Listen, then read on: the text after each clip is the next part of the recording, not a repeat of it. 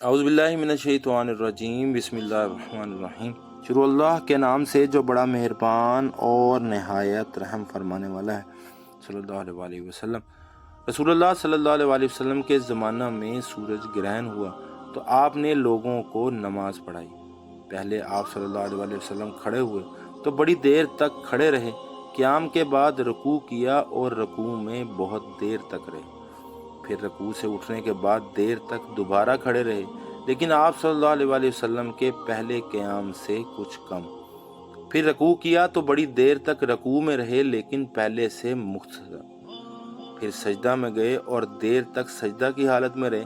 دوسری رکعت میں بھی آپ صلی اللہ علیہ وآلہ وسلم نے اسی طرح کیا۔ جب آپ صلی اللہ علیہ وآلہ وسلم فارغ ہوئے تو گرہن کھل چکا تھا۔ اس کے بعد آپ صلی اللہ علیہ وآلہ وسلم نے خطبہ دیا۔ اللہ تعالیٰ کی حمد و ثنا کے بعد فرمایا کہ سورج اور چاند دونوں اللہ کی نشانیاں ہیں، اور کسی کی موت و حیات سے ان میں گرہن نہیں لگتا۔ جب تم گرہن لگا ہوا دیکھو تو اللہ سے دعا کرو، تکبیر کہو اور نماز پڑھو اور صدقہ کرو۔ پھر آپ صلی اللہ علیہ وآلہ وسلم نے فرمایا، اے محمد کی امت کے لوگو، دیکھو اسی بات پر اللہ تعالیٰ سے زیادہ غیرت اور کسی کو نہیں آتی کہ اس کا کوئی بندہ یا بندی زنا کرے۔